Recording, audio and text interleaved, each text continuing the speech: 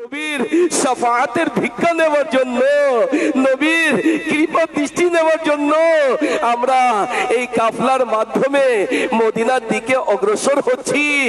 নবী করিম বলেছেন, মান যারা কবরি ওয়াজাবাত লাহু শাফাআতি। দুরূদ ও সালাম পড়তে পড়তে অগ্রসর হতে থাকুন। আকা সাল্লাল্লাহু আলাইহি ওয়াসাল্লাম এর দরবারে আমি গুনাহগার, মাথায় গুনাহের বোঝা নিয়ে আজীবন তো নাফরমানি করেছি, চোখ দিয়ে গুনাহ করেছি, আমাদের শরীরের একটি পশম গুনার মধ্যে ডুবে রয়েছে। হে গোলামে রাসূল, চিন্তিত হইও না, আমার নবী দয়ালু নবী लगाते भी है उसको सीने से आका जो होता नहीं मुंह लगाने के काबिल। আসুন না, দুরূদ ও সালাম পড়ে আমরা প্রবেশ করি। আমরা নবীর দয়ায় কত সৌভাগ্যবান। শুধু মুসলিমদেরকে প্রবেশের জন্য বলা হয়েছে।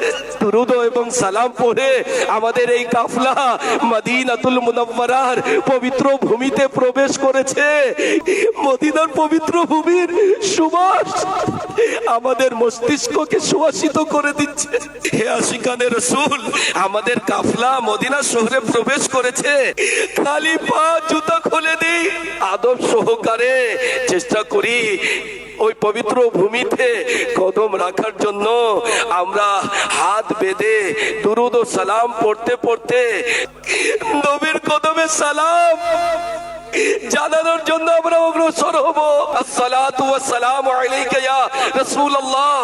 আমরা মসজিদে নববীতে প্রবেশ করছি, ডান পা রেখে বিসমিল্লাহি ওয়াসসালাতু ওয়াসসালামু আলা রাসূলিল্লাহি আল্লাহুম্মা ইফতাহলি আবওয়াবা রাহমাতিক পড়ে প্রবেশ করুন।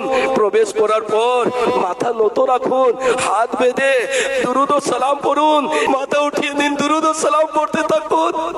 ওই দেখুন, আসসালাতু ওয়াসসালামু सबसे गुंबदे ख्वाब है नजारा। रिसालते हाजिरी। আসুন না, আসুন না, আমরা আমার নবী আমার রবের দরবারে গুনাহে বড় কালো কালো ভিক্ষার হাত উঠিয়ে দি। আল্লাহুম্মা আমিন।